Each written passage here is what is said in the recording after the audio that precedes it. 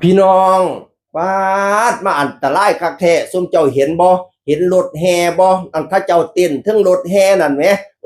ร้องเพลงไปเต้นไปร้องเพลงไปเราพวกอันนี้หยังอันกันศาสตร์อยู่ทางเทิงแหมหักเข้มลงรถลนลงพี่น้องเอ๋ยใครแน่แต่นักร้องไม่ยิ่งระลบท่านตกลงมาใส่ผู้เบิงอยู่ข้างล่างเพียบบัดนี้นั่นน่ะโอ้ยพ่อใหญ่อันนั้นจักเข้ายางไปหยังเฮ็ดคือเข้าบ่ดีให้แน่แต่ละบ่เป็นหยังหลายพี่น้องเอ๋ยโอ้ยเนาะอันปุ๊บไปเฮ็ดก็ได้นายสร้างก็ได้เฮ็ดให้มันดีๆเฮ็ดให้มันเฮ็ดให้มันแข็งแรงกว่านี้แน่มันตั้งได้ธรรมดามันตั้งได้อยู่แต่เจ้าต้องเอาให้มันรับแรงสั่นกระเทือนได้เพราะว่ารถแห่นี่เสียงมันดังเติบนี่มันยัดตึมมันสั่นกันศาสตร์สิจุ๊บเจ้าเฮ็ดไว้เนี่ยมันต้องแข็งแรงมันต้องรับแรงกระแทกรับแรงสั่นสะเทือนได้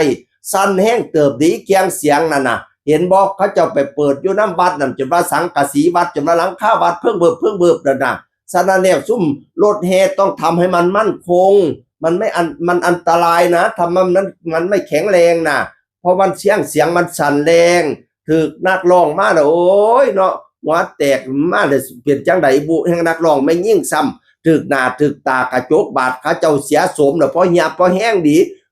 จับไม่หาเปลี่ยนไม่สายเนาะถึกสายไม่ขาดไฟสดใส่นั่นอีกโอ้ยสิยากอีกบัดนี้เนี่ยนะเฮ็ดให้มันดีๆเด้อฝากไปฮอดได้สร้างแน่ผู้ไปอันเฮ็ดรถแห่กระเบิงน้ำเขาดีๆกำซับเขาดีๆผู้เป็นนายสร้างก็ตั้งใจเฮ็ดดีๆให้มันปลอดภัยคันเป็นหยังมาเราซุ่มเจ้าเบิดซีเบิดซื้อเบิดเสียงนี่ขายหน้าขายตาดีประเทศดีผู้ใดก็ยกก็ย่อผู้ใดก็ย่องผู้ใดก็สรรเสริญเขาก็สิแห่ไปเฮ็ดนำสัตว์ตัวคันเฮ็ดบ่ดีมาเป็นหยังมาเราเห็นบ่บัดนี้ข่อยว่าน่ะโอ้ย10 บาท5 บาทหรืออย่าไปเฮ็ดน้ำมันเด้อสร้างบักอันเนี่ยเฮ็ดบ่กะฮืดกะฮาดบ่เป็นก้าวเป็นทรงตกใส่หัวเขาเจ้าหัวล่างข้างแตกได้ไปเงียบอยู่โรงเพชรโรงหมอใครตัวบ่เป็นหยังหลายพี่น้องเอ้ยคันเป็นหยังหลายมาโอ้ยเลือดออกในสมองชอกตายเสียจังไดบัดนี้เนี่ยฝากไปเป็นอุทาหรณ์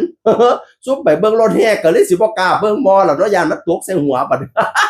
จากเสียงคนเก่าเว้าสู่ฟังสวัสดีครับ